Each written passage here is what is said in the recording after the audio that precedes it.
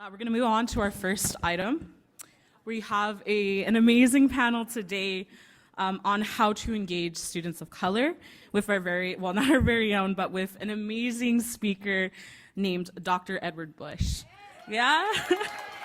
So before I invite Dr. Bush up to the stage, and a few of our student panelists we have lists lined up for you today, I just want to give a brief overview of who Dr. Bush is.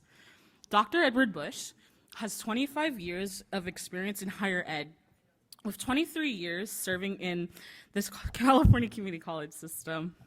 He is well known throughout the state of California as a leader who has been able to reimagine traditional institutional practices. Dr. Bush holds a PhD in urban educational leadership from Claremont Graduate University, a Master of Arts degree in public administration from CSU San Bernardino, and finally, a Bachelor of Arts degree in Poli-Sci from the University of California, Riverside. Dr. Bush began his professional journey in higher ed as an admissions recruiter for the CSU, specifically in San Bernardino. He then went on to serve as a faculty member and administrator in the RCC Community College District for about 17 years. During this time, Dr. Bush was widely respected as an equity-focused, student-centered faculty member and administrator that was able to work collaboratively across stakeholder groups to develop innovative programs to improve the student experience. Finally, Dr. Bush currently serves as the president of Cosumnes River College here in Region 2, Region 2, Sacramento. He is a student success-focused leader with a clear vision and expertise in leading organizations through periods of change and structural disruption. Dr. Bush is an educational visionary whose innovative approach has improved student outcomes while reducing both achievement and opportunity gaps for students of color and other historically marginalized groups. Dr. Bush is dedicated to creating teams of educators who are committed to work towards meeting the evolving needs of students and the communities in which they serve. So with that, I'd like to welcome Dr. Edward Bush to the stage and our amazing student leaders on the panel.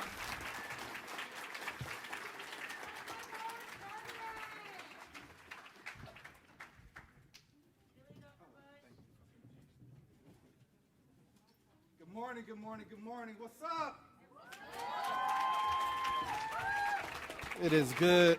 It is good to be with all of you. I could feel the energy in the room. I would feel it a little bit more if you begin to clap your hands as we bring up the stars of the show, our student panel. So we asked them to join me on this stage.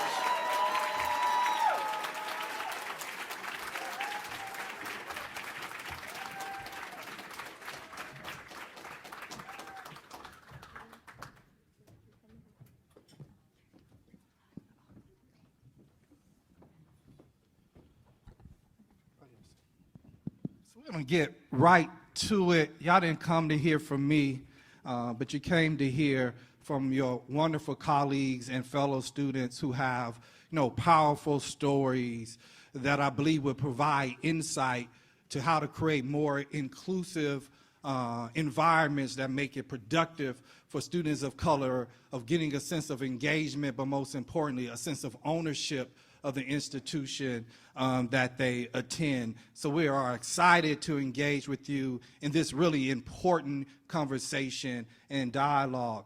And so what I'm going to have the panelists do, I want them to introduce themselves, college, major, and then just an interesting fact, a bit of insight so your colleagues will get a sense of who you are. So I'm going to start to my right. Thank you, Dr. Bush. I'm Zhang Yangzhou, also Region 3 Treasurer, come from Diablo Valley College.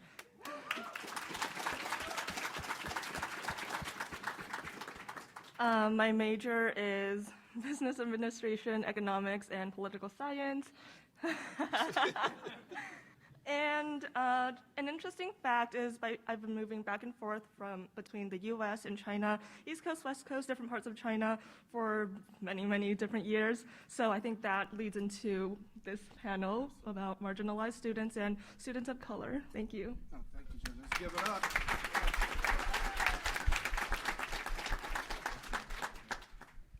Hi, my name is Dulce Garcia Guizar. I am a Reedley College president.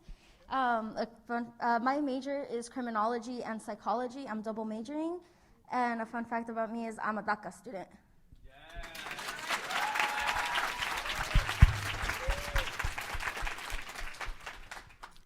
Hey, good morning, everyone. I hope you're doing all right. My name is Brian Gooden. I am Regional Affairs Director for Region 8, the SSCCC. I'm also the AASB Vice President of the Liberal Arts Campus for Long Beach City College, the college which I attend.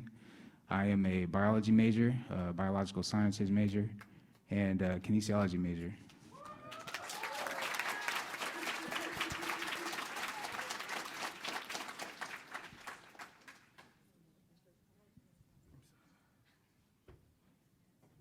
Okay, let's pass that out. Figure it out. Hello. Okay, sorry. So hi, my name is Jadalyn Bradley. I go to Mount San Jacinto College from the Inland Empire.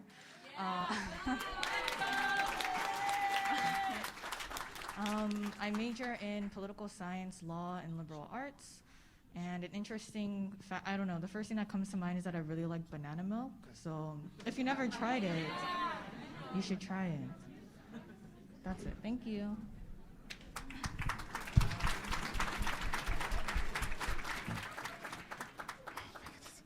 Hello, everyone. My name is Kimari, and my major is political science, and I am the student body vice president of Moreno Valley College.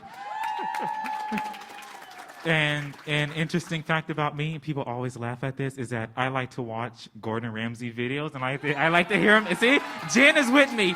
Jen is with me. And I like to hear him basically insult people in their cooking, so thank you. Thank you for sure. I could tell already this panel's about to be lit. Yeah, your energy is cool. Yeah, I'm feeling the vibe already. So if you can provide, all of you obviously made a decision to be a part of student government. And so I want you to talk to your colleagues and share, your why. Everyone talks about, right, you have to understand and start with your why. So what was your why of getting involved in student government? And whoever wants to jump in first, and we'll go. Just like you're ready. Okay, so my why for getting involved in student government is, pause for dramatic effect as I think,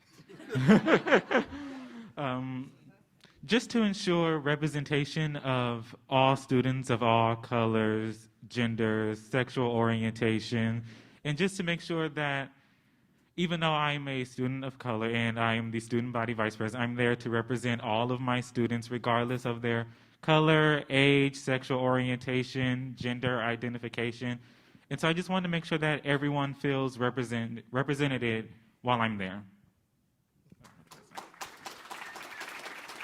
Then when you answer that question, I'll ask you, like, what gave you the motivation to do that? Right, that's what you do now. But, why did you do it?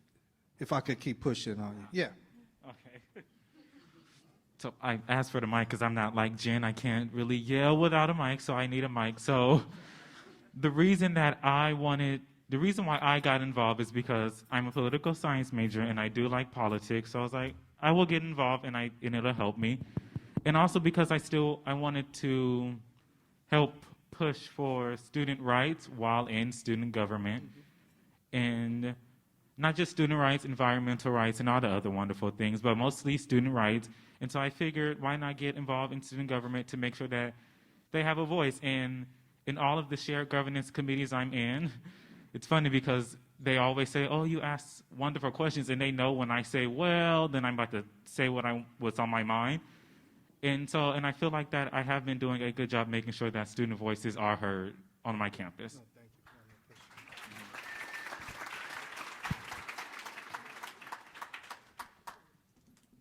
Hello, hello.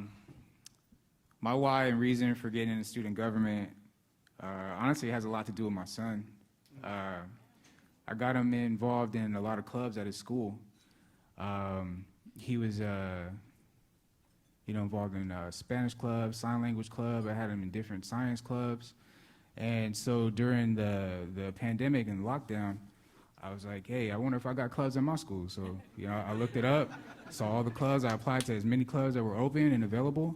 And, all those doors started opening up, and then another door opened up. Somebody said, hey, why don't you get involved in ASB? I said, all right, cool, I'll get involved in ASB. So I started out in the ICC, Interclubs Council. Then I ended up going to ASB, like executive board.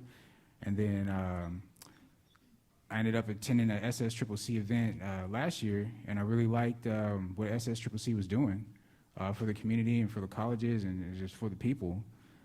So then, that opportunity presented itself. But prior to that, I learned about caucuses. So then I ended up joining the caucus. I ended up joining the Black Caucus. Then I got involved in the SSCCC, and I started finding out about more caucuses. I got involved in the Women's Caucus as well. And really, I mean, if it wasn't for him, I wouldn't have really searched it out. So, like, that's my why, really, is just the youth, and then just us as students. Understanding that education is the foundation, and not just like what you learn, but how you go about learning it, what's taught, but also what's not taught. So I don't have all the answers, I don't have all the skills, I don't have all the abilities, but like we do collectively, So like there may be something that I'm strong in or that I'm not strong in, and together, right, we all have strengths and we all have weaknesses, but working together, we have the ability to, maybe my weakness is communication. Maybe somebody else's strength is communication. Maybe my strength is organization. Maybe somebody else's weakness is organization. But if the two of us can work together, we can balance that stuff out. And that's all it's about, is just creating balance. And, that's why I'm here, to help represent and to help facilitate growth and development for all of this future, really.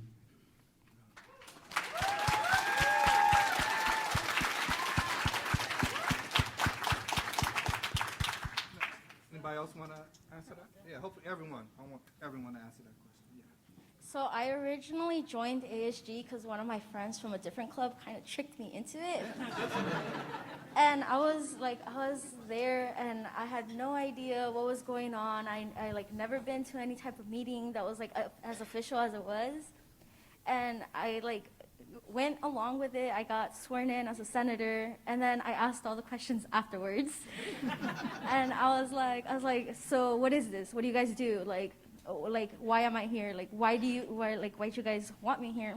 And they're like, oh, you're very outspoken. You're involved in this. You're involved in that. So that's what we need. And I was like, okay. So the first semester, I was asking questions. I was making a lot of mistakes. I didn't know why I was there, especially because I'm not going into any field that has to do with that. And then I went to talk to the Dream Center counselor because I had questions about my transcripts.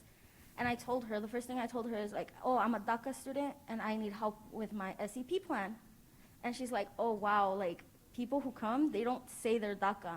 They're scared. Mm-hmm. And I know that a lot of people are like that because my older sister's like that. She's so scared to say she's DACA or that she's here illegally or that anything like that, especially because our parents rooted that fear into us. They were like, oh, you can't do this because we're going to have to go back to Mexico. Don't do this, we're gonna get in trouble, don't do that. Don't say who you are, don't say that you can't be here, that you're not from here. And to me, I was I know we have a big popularity that are people who have DACA or who might not even have DACA. And I was I wanna be able to reach those people and reach other people who are scared to talk about I need this or who can I talk to for this. So I helped my Dream Center. I worked together with my ASG, and we helped students find resources, even if they don't want to say hey, I'm DACA, or hey, I'm this, or hey, I'm that. like we help them, and like honestly, to me, that makes me happy because even my sister saw like everything we were doing, and she's a little more like proud to say like, you know what, I'm DACA and I know where to find resources and I know what to do and I know where to go. So honestly, that's why I do it.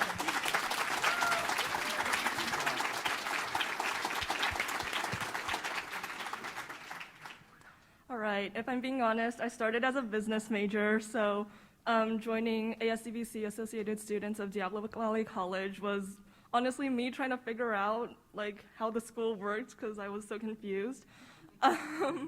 But I think the more important question to ask is why I decided to stay. And throughout my year, I realized that, oh, wait, students are homeless. Students don't get food. Students need all this help. And I'm like, wait a second, I didn't know that happened. So I think it kind of just went back to when I was little, my grandmother would always set me on the balcony and she'd be like, now yell, oh, I'm serving you guys. And I'm like, okay, I'll yell that. I didn't know what that meant when I was little. I think I know a little bit more about that now, and I think I do want to, no matter what I do, whether I go into business, law, or political careers, I want to serve the public, and in turn, the public can serve more people, and ultimately, hopefully, everyone can just be happy, no more fear.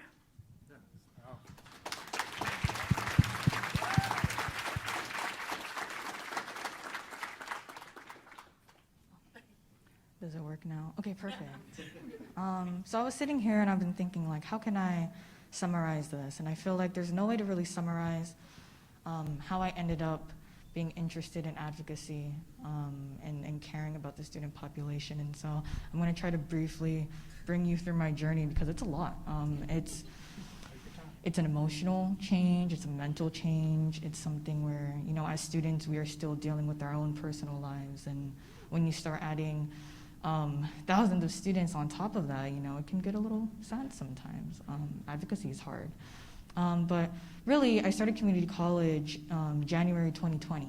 So right before the pandemic hit, it was around the time the Black Lives Matter movement was resurrected and in full force. And I noticed that colleges, universities, institutions around the world, they were all pretty much publishing some type of equity pledge or a call of solidarity. Now you were seeing photos of Black students on their home pages with, you know, like, we are here with our Black community. And for me at the time, I questioned it, heavily, because personally, it's like, well, why is it now that you are standing in solidarity where, you know, as educational institutions, that should be a prerequisite?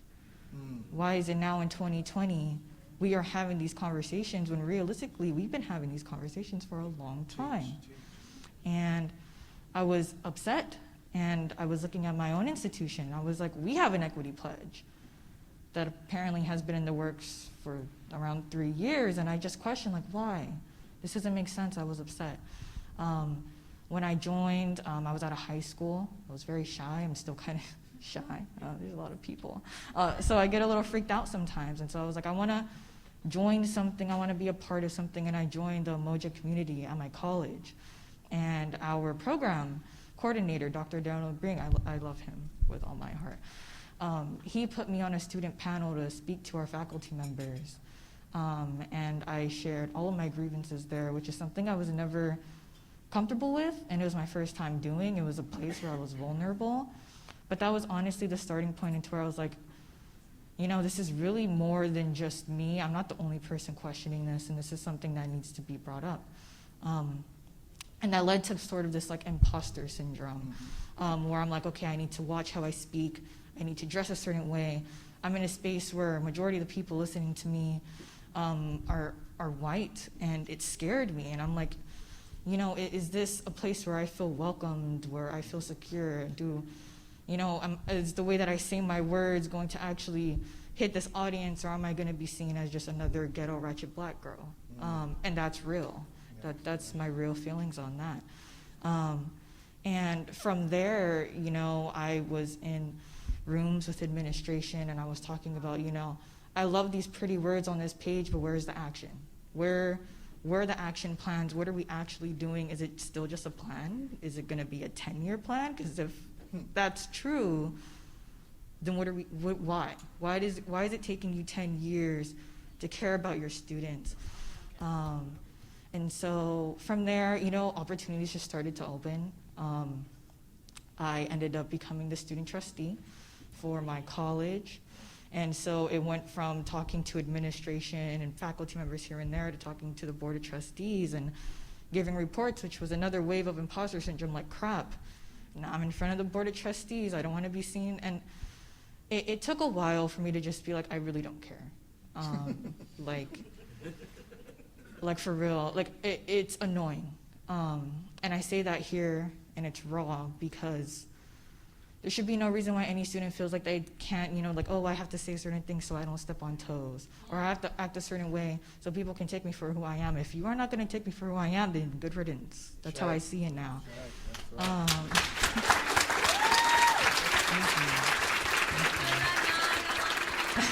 Thank you. Our current VP Communications, Jessica Dominguez, reached out to my president, Janelle, when she was the RAD of our region, and she was asking for a delegate, and I was like, I want to do it.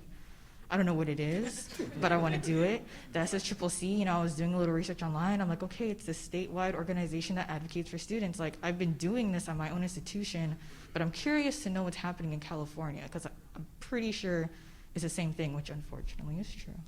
But since I've been a part of the SSCCC, and now that I am the current Regional Affairs Director for Region 9,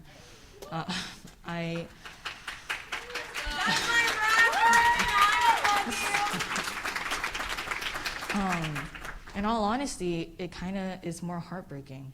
And this kind of goes to what I mentioned earlier when I started speaking, that being an advocate is hard. When you're hearing stories from many students, more than just what's within my community, stories that I've never heard before, things I've never been exposed to, it's like, is there no one that listens? Are there, you know, do we not have genuine people in these institutions that care? And so that is really how I ended up here, why I want to stay here, and like what motivates me every single day. It's this fire. I don't really know how to explain yet, but it gets me so riled. Like right now I'm sweating because it's annoying me that we still have these conversations, and I'm like, I want to be in rooms where we can make change. I don't want to draft paragraphs on solidarity. You can Google search it. It's not that hard, y'all. The hard work is the action and what we're going to do about it. And if we're not going to do anything about it, then why are we talking? So, yeah. Wow, wow, wow, wow, wow. That's a lot to unpack, y'all. We're going to do our best. First of all, can y'all just hear the courage emanating from this panel? Let's give it up. And people stepping outside of their comfort zone because they're driven by the idea of doing what is right and being of service to someone else. And that's huge. You know, you got me thinking, and hopefully you're thinking, because you're going to have an opportunity to ask questions. So I'm only going to probably ask one more question to give y'all a heads up, and I'm going to turn it over to you. So hopefully your mental wheels are turning as well in terms of what it is you want to ask the panel. But you got me, you know, really thinking. And so I want to ask this question, and anyone could pick it up. Now, how can student government and colleges move beyond, you know, performative symbolic gestures towards equity, you know, diversity and inclusion, and really begin to do substantive work to improve the conditions for marginalized students? And in that, you know, how can student governments itself move from performative and symbolic work and authentically engage students of color to have agency and ownership and being leaders in the institution and the colleges in which they are enrolled? So we got that question. So how can we move from performative, symbolic gestures like statements, pretty words on paper, and then begin to authentically and very real deal with the problems and situations, then how can student government and other students leaders authentically engage students of color and other marginalized students to get involved and get connected and have agency in this work? Who wants to tackle that first? Can I jump in? Yeah, absolutely you can. This is something that I've been pondering a lot recently. You know, this idea of, I think it's performative activism, but I feel like it's not acknowledged. Like I feel like a lot of our student body associations, our governing bodies, don't notice that they're being performative activists, meaning that they think that yes, we're doing something for the students because we're holding an event, and yes, we're doing something for students because we're passing X amount of money, so I don't know, we can have a carnival on campus and it's inclusive, and it's like, that's great, but when you really look at it, this is why we're still dealing with the same problems. And so as I've been thinking about this, I think really what we need to do is hold our advisors accountable. That's really where it starts, but even that, it's opening a can of worms, right? Because then that's looking at policy. It's looking at what does it mean to be a governing body? What power do we have as students? Because unfortunately, a lot of us feel like we don't have that much power. That we go to our meetings, we kind of just vote on items and we discuss things, but really we don't know how much change we can really make. I've been in rooms with advisors and you're being told as a student leader, like, you're a student leader, this is great, like, you can make great change, and it's like, okay, but how? How do I do that? Well, yeah, just do it. You're a student. Like, there's never an answer. When you're asking who are the people that I can talk to get these answers, it's just this loop of being redirected to other people, and you end up spending a year, 2 years, and now you're out. And it's the same problem that the next student leader has to pick up. There's this miscommunication, and you know what? Sometimes I think it's a little intentional. I think that, last semester I served on 5 different participatory governance committees, and it was saddening that I was the only student, and sometimes those committees were really happy. They're like, wow, we haven't had a student in forever, and I'm like, how does that happen?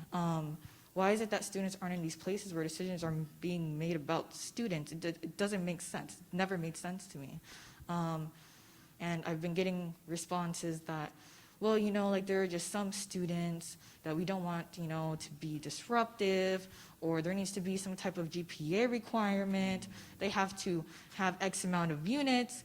And as community college students, speaking on behalf of my campus, majority of the student body are non-traditional students.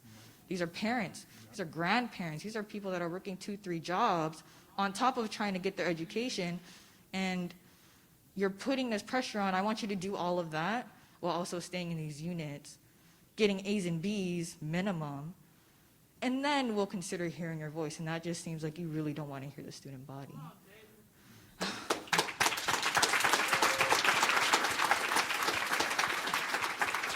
So I've thought about it because I've spent a long time being in spaces where all we do is speak, and I'm looking, okay, well, if it really is going to be a case where we're looking at documents, or Title V is something I've heard about.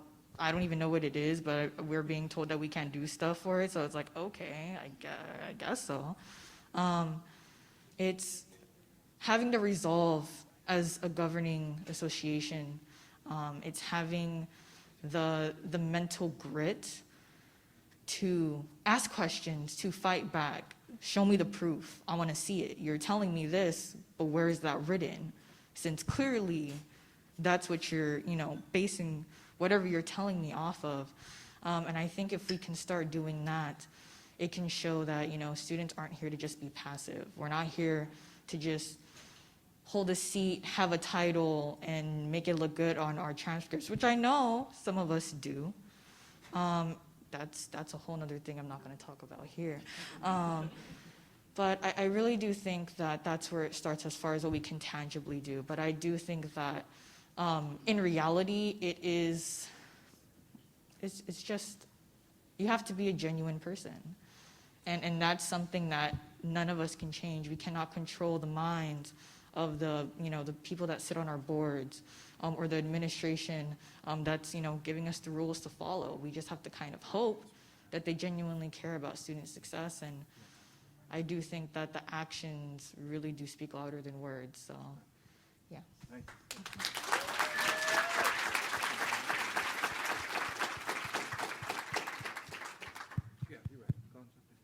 Thank you.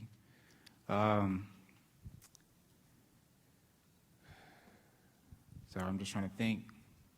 I just want to take a moment about it. There's a lot of things that I resonated with. One of those things is communication. Having the power of communication. I feel that communication is like a fire, right? It can be dim, or it can be bright. It can keep you warm, or, it can be destructive.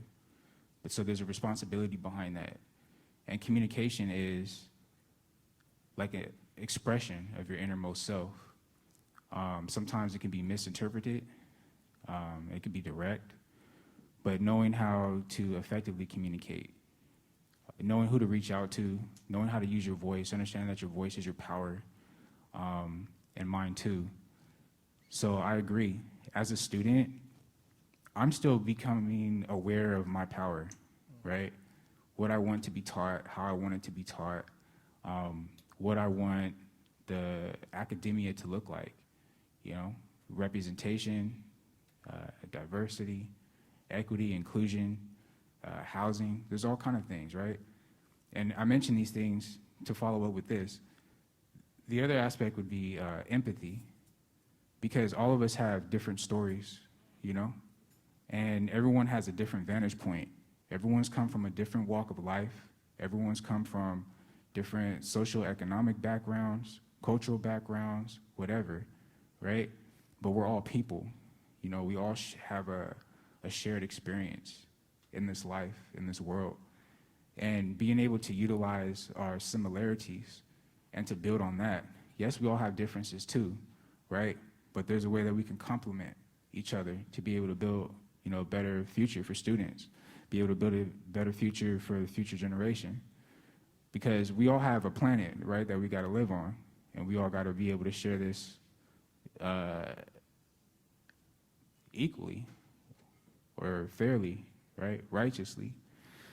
I guess the other thing is knowing who to talk to. A lot of times I don't know who to talk to, right? And just us as students, sometimes we don't know who to take our issues to. We don't know who to present that to. We don't really know the dynamics of it, and we're still learning. And I think the more that we educate ourselves, the more that we have the knowledge, we have the power, right? I'm pretty sure a lot of people may or may not have heard that expression, knowledge is power. But I also feel that applied knowledge is mastery, right? So we're all kind of on that path to become masters, self-masters, be able to govern ourselves, not just be able to govern, academia or state or city or whatever, but it all starts with the self. I hope that answers the clear question. All right, man, just flow. Yeah, okay. Like, how can student governments authentically engage students of color or marginalized students, like beyond just words? Like, what actions, what can student governments do, in your opinion, to better engage students of color? Communication, I feel. Reaching out and making sure that it probably, it can start on the ground level, if anything. Making sure the information is out there and just being actively engaged. Some people may not have certain means of receiving the information. So making sure that the information is spread out in different ways. Not just like on a website, because there's a lot of things that I may or may not be informed of because it's in a place that may be hidden, on a website. So if it's maybe placed there in a way where people are able to see that information, or maybe if it's on the school radio station or the local radio station, that information gets placed out there, or maybe there's flyers or something. QR codes are a big thing too. Maybe there's ways that people can have all that information on their the QR code. You can pull it up on your phone, Social media is another way too, different social media outlets, Instagram, TikTok, Twitter, YouTube, stuff like that. Just making sure that the information is out there. And you could probably even have like maybe some guerrilla marketing tactics. Just have people out there in the streets just continuously speaking about it, because words travel, quickly. And as more people are speaking about it and actively engaging others, I think that could be a way to let them know too. And I guess also have things presented that people can relate to. Absolutely. Absolutely. We'll give it up. Well, thank you. You're welcome. Excellent. Anybody else want to answer that question? Yeah, I agree, communication, and I also agree that sometimes I feel like I'm not heard, but then I asked myself the question, is it because people don't listen to me, or is it because I'm afraid to say something to those who actually make the decisions? Sometimes it can be both, I think. I get scared a lot really easily, so maybe sometimes the blame is on me. And now then the question goes to, why am I scared? And I think it's because we have this misconception that people in these positions who make decisions don't care about you, but we're all human, and I'm sure when they started out their career to become who they are now, they were just like you and I. They did have the means and the heart to create change, and I think that's when we have to go talk to them, communicate with them, and tell them our own story, because I'm sure that will resonate with them as well. And then that leads to, do I work with the institution? And I think the institution's there for a reason. I don't think completely going against it is the best idea unless the time is right and everyone is ready for a drastic change. And then if that's the case, I think we definitely want to, I guess, use their mission as our pitch. And what I mean by that is, I think a lot of the times we think we're really different from those who make the decisions, but actually, when you look at their mission, whether it's from the bottom of their hearts or whether it's performative, there is something in common. And when we frame our own pitch that caters to the mission their mission that we agree with, there is a higher chance that we actually align with their policies and what they will actually take action for. And again, just don't be scared. It's hard to not be scared, but I think ultimately everyone's human. The worst they can do is, I don't know, probably yell at us, and then they'll forget about us and we'll forget about them. So just talk to them. Excellent, excellent. Anybody else before? Okay, yeah.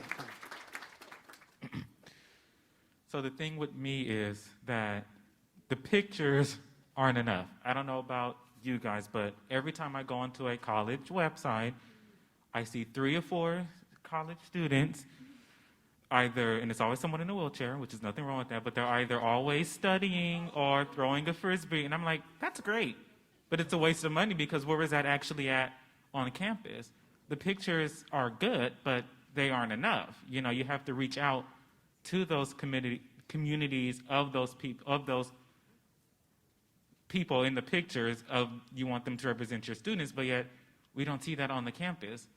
So it's like, how can we put that as a picture, but we don't see it on campus? So it's all about reaching out to the communities that need to be reached out to, because let's be honest, they're not going to just magically appear at the college doorsteps, with books in hand and backpack and ready to go. No, this isn't Harry Potter. You don't get a letter in the mail by hour or anything like that. No, you have to reach out to the people that you need to reach out to, and it's normally students of color who need the extra support.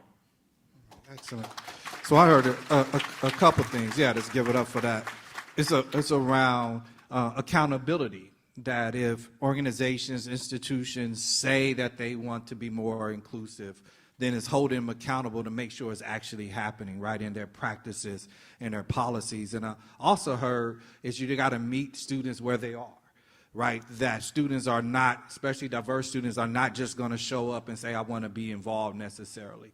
And that you have to have a message that resonates with each of particular communities. Here, you said around communication being so important. If you have questions, and I know to call you if we just go to either one of these three microphones that's in the middle of the room. But while you're making your way to the microphone, I will ask another question, give folks opportunity. So imagine, you're asked to go into Umoja or the Puente community in class to give a presentation on why they should join or be involved in student government.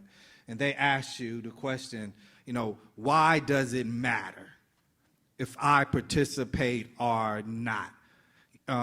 Janet mentioned this idea of competing life priorities, that I'm working already 20 hours a week, or I may have a son or daughter, I have children, I may be taking care of my younger siblings. Why in the world should I take an additional 5 to 10 hours out of my week to go to meetings or to plan events? So if they would ask you that question, what would be your response? Or why is it important and why it matters? Thank you. So what I had told myself when I had asked that question to myself was, well, why not me? If there's a void, then that means that there's something that needs to be filled. And as I mentioned earlier about self-mastery, self-government, everything that we do, in a way, at least this is how I look at it, is like a political statement, right? The way that I wear my hair is a political statement. I have a beard, I chose to wear that, that's my political statement. The way that I choose to dress is a political statement. And again, we all have that power, politically, and we come together politically, unified, like we can really push and advocate for different things. And if we don't step up and say it, out of fear, out of anxiety, imposter syndrome, or maybe we feel like our voice just doesn't matter. Everybody's voice matters. Everybody is important. Everybody has something to say. Everybody has something to share. Because how do we know what needs to be changed if no one speaks up? There could be an experience out here that I have no idea about because I have never experienced it, but somebody else has, right? And if you know who to communicate to and who to talk to, you can share that, And then that person can share it, and that person can share it, and it can get to a broader audience. And now you have built awareness, right? It's just like marketing, Somebody has a product to sell, they're going to go out here and they're going to spread it in any kind of way that they can, right? Imagine yourself, right? You're the person who has something to say. You have to go out there, you have to market that too, and let that be known. Because I'm pretty sure there's other people out there who have experienced it, who can relate, and now you have more voices that are coming together and creating a buzz, creating a noise about it. And now we have action. And I think individually, we have power. Together, we have more power,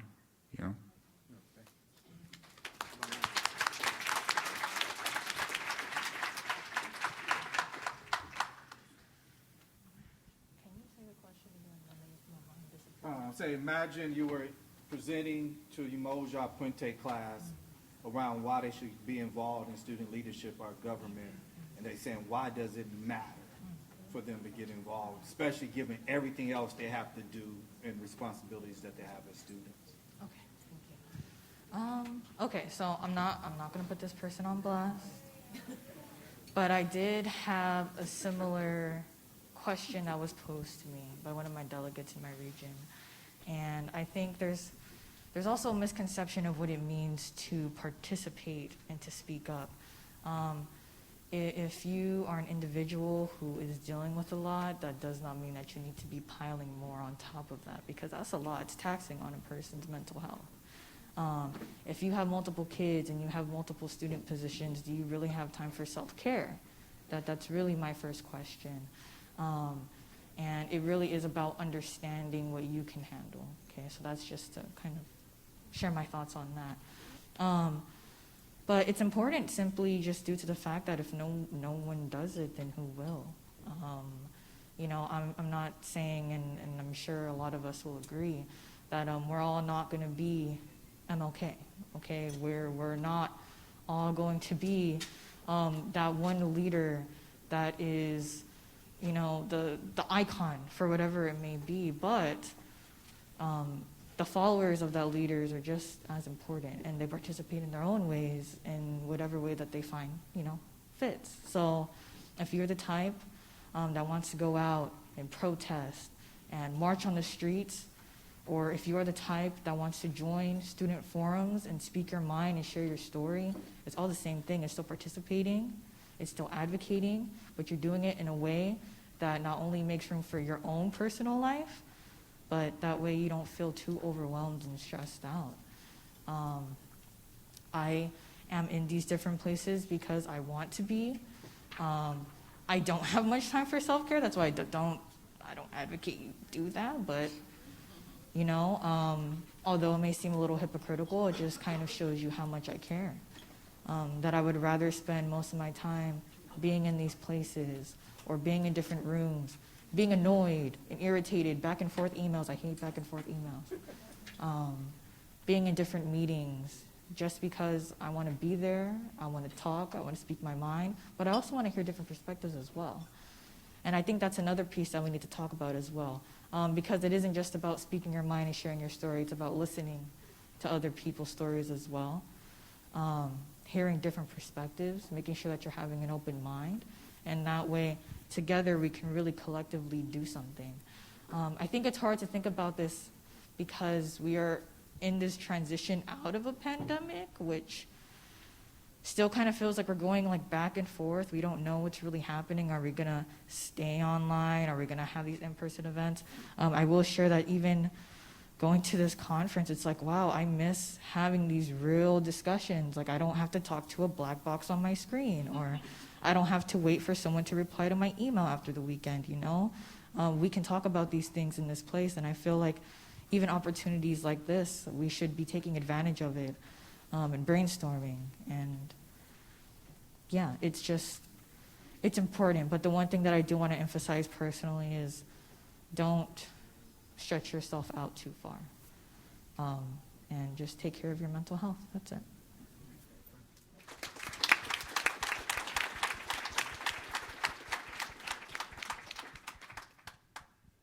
Anybody else want to answer that question? You don't have to, everyone, anybody else?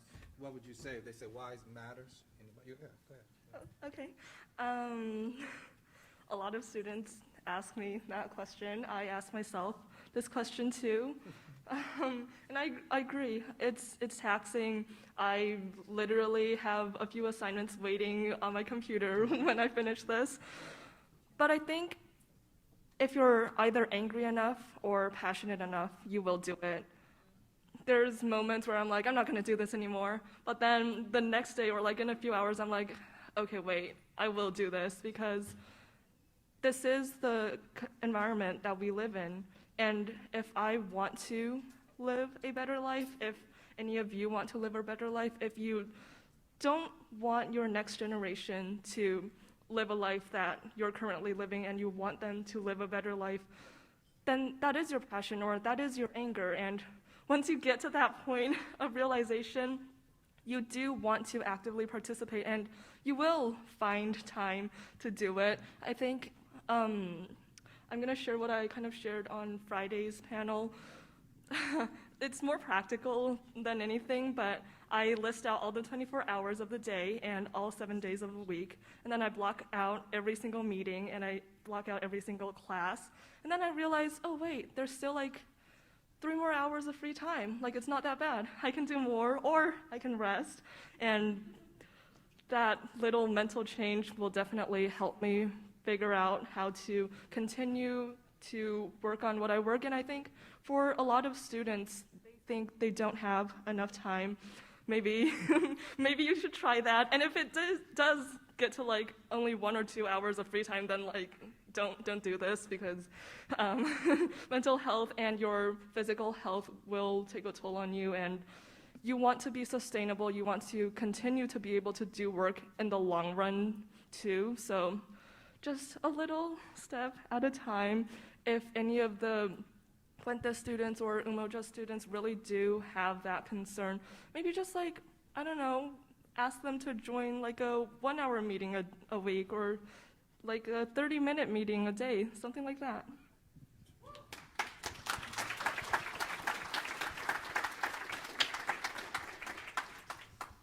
So this question has been asked to us so many times on campus. And my executive vice president, he always like, hey, it's a good opportunity. You get to meet people, you get to put it on your scholarships, all of this information and everything you learn, you will use it for the future, one way or another. And then I tell them it's because the campuses are always changing. They're 2 years. Some people may take more, some people will knock it out a lot quicker than that. But that means people are always coming in and out. That means culture is always changing. The people that are coming in are always changing. So it's never the same. So if it's the same people talking and the same people moving to change things, it's not going to change for those new people that are coming in and out. It's going to change for those people who already left. So you need to talk, even if you don't have time, like stated, then even just sharing your concerns to someone who is on the ASG or someone who is an advisor or an administrator or anything, just sharing those concerns, you've already helped to make people aware that is needed. So I always tell them, like, even if you don't want to be a part of it, you can always come in during our meetings, tell us, like, hey, I saw this happen the other day, or you know what, like, I have a friend who's interested, but they're shy. They don't want to talk, so here's their information, or we'll give them our information. And, like, that helps create an environment that is changing with the students rather than just staying the same.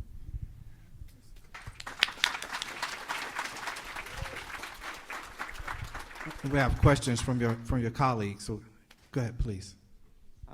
Well, hello everyone, and hello panel. I just have a question. So as a student leader, sometimes I don't want to say fear, but I feel stress or anxious because I might not know something, or I might not be an expert in this topic or in that. So how do you cope with making mistakes while doing your official duties? That will be my question. Thank you.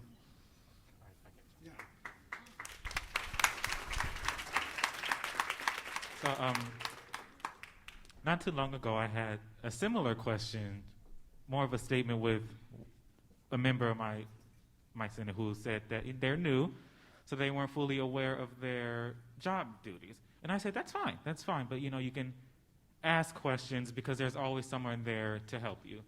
And as far as mistakes go, I feel like everyone makes mistakes at some point, even though everyone makes mistakes, even though sometimes they don't admit it. And if you make a mistake, that's okay, because 9 times out of 10, I've seen administrators make mistakes too. I've seen faculty, I've seen staff make mistakes. So if you make a mistake, you can just always ask someone how to fix your mistake, and then someone who knows the mistake, if it's a financial mistake, don't go to admissions asking them because, they may not know. So you always go to the right person who can help you fix your mistake.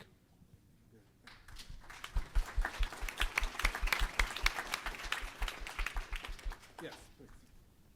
How's it going? My name is Oseas from San Diego Palomar College. I would like to ask the panel a question. I'm going to give a little brief rundown real quick. In July 2021, the U.S. District Court of Southern District of Texas struck down the Deferred Action for Childhood Arrivals, or DACA program, thus affecting the lives of 600,000 people all over the United States, including the over 70,000 undocumented students in our community college, even after the Supreme Court ruled in favor of DACA students in the regents of the University of California versus the Department of Homeland Security. How can we, as student leaders, advocate on behalf of our undocumented students to increase the importance of establishing a pathway to legal status for undocumented students in order to continue to give those the opportunity to further their education?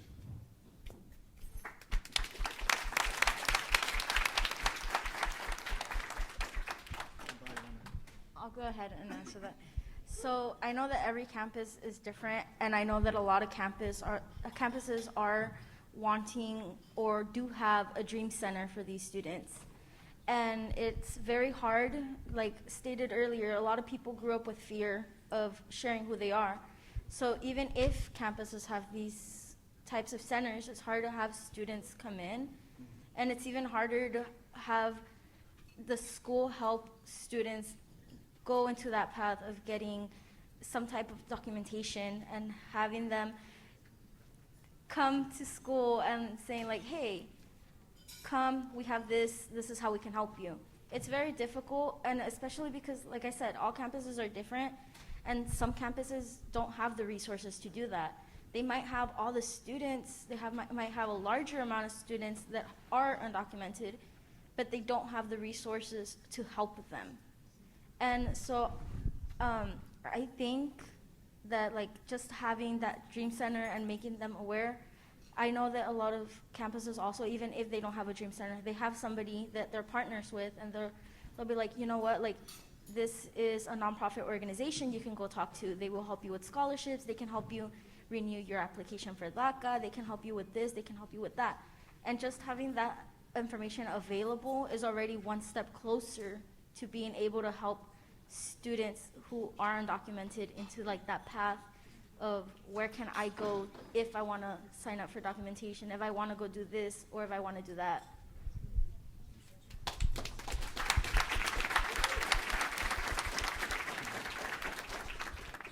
Hello, everyone. Thank you very much, panelists. My question is, well, first of all, the typical mechanisms where student governments tend to, advertise and get student leaders to join are generally biased in terms of the audiences that they reach. So, what are the ways in which your schools have specifically reached out to engage underrepresented students of color in student government that differentiate from the typical engagement mechanisms that are innately biased? Good question.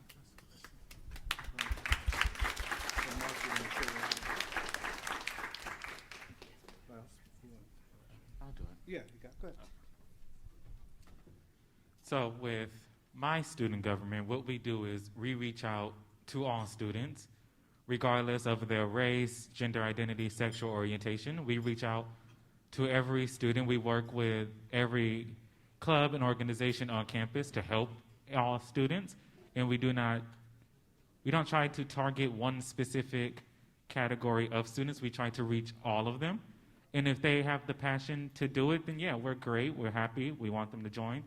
But if they don't have the passion, then we're not going to try to force them to come on board just because we have lack of representation of one category. So we're not going to force them to come. If they want to come, then they can come. But we do reach out to all students.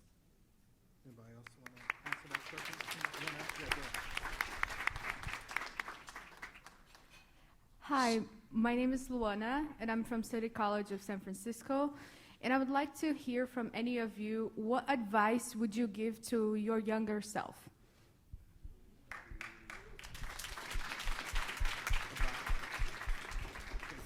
About? Anything. Anything? It's about yourself. What would you say to your younger self? I would just say keep moving forward. I know it's scary. I know you've been through a lot, and I know you're unsure, but just keep moving forward. Because even though the future is an unknown variable, which can be very scary, very fearful, just keep moving, keep going. You're on the right track. Thank you. You're welcome. I think we have time, doing a time check. I think I have 10:15 as a stop time, so maybe we get in two more questions. I know there's more folks in line.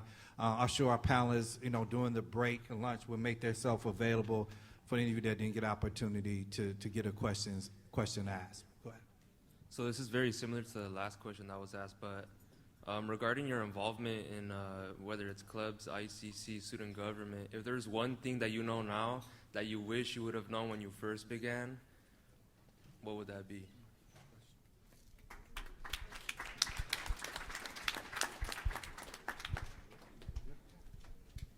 One of the things I would say that I would need to know is don't be afraid to speak up. Whether it's speaking up to other people in the organization, to club members, to administrators, to staff, to your advisor, or even just in general, just speaking up about what you see wrong or what you want done. Like, I think that's one of the most important things, because if I didn't speak up, nothing would have changed and nothing would have happened.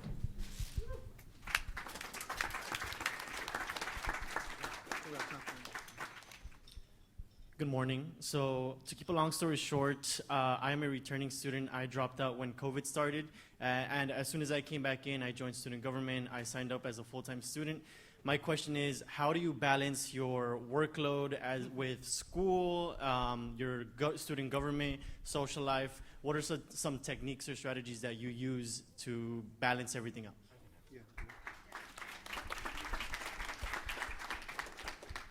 Well, with me, it's a little, I'm going to let you guys in on my secret, and I can't deny this, even though I'm being recorded.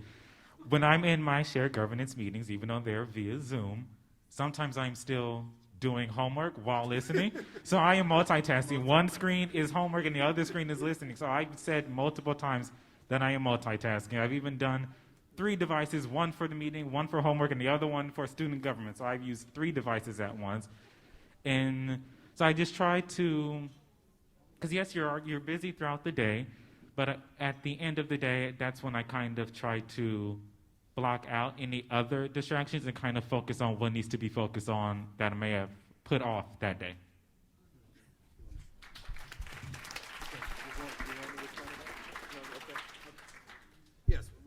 Hello. This is Aureen Carey from Barstow Community College. Woo! We don't get that much love, so Barstow, we up in the house. You feel me? So I am Region 9, and we have some questions. We currently struggle with getting large numbers in engagement on our campus, and I'm pretty sure a lot of students here have that same issue. So what was one achievement you had with student engagement and participation, and how did you make it happen? Success story? About success story of engagement? Success story? I guess I can go. Shout out to my Diablo Valley College crew over there. I just texted people. Most of the people sitting there, some of the people sitting there, I just texted them and I was like, hey, do you want to join? And they were like, what's it about? And I'm like, just join. This year, when attending events, some of our I guess faculty said that this is the first time in a while where they've gotten at least one student on all of their committee meetings, and I think it more so goes to, I don't know, they can attest to that, but sometimes I get a little bit more passive aggressive. I'm like, you're here, you have to join this, like there's no way out. But in all honesty, I think just finding the right people, look for people who are vocal more of the times, use social media. That's where students are on a lot of the times. Of course, there's some students where they don't have internet access or they don't have these phone tablets. Then, especially as we're moving back in person, go to these people on campus and actively talk to them. I think back to what everyone has said about communication. And sometimes some people do need a little more push, but definitely line out the things they will gain from this and line out whether, joining this, some of the issues that you care about, that you're angry about, will get fixed. And I'm sure there's more kind people in this world who would love to join. I'm so sorry that we're not going to be able to get through all of the questions. Please find the panelists. I'm pretty sure they will make themselves available throughout your time here today. Y'all, it's not easy to be in front of here for them to share their stories and to be vulnerable. So I need y'all to do something for me. I want you all to stand to your feet and show some love and give it up to this powerful, powerful student panel. Excellent job. Thank you. Thank you.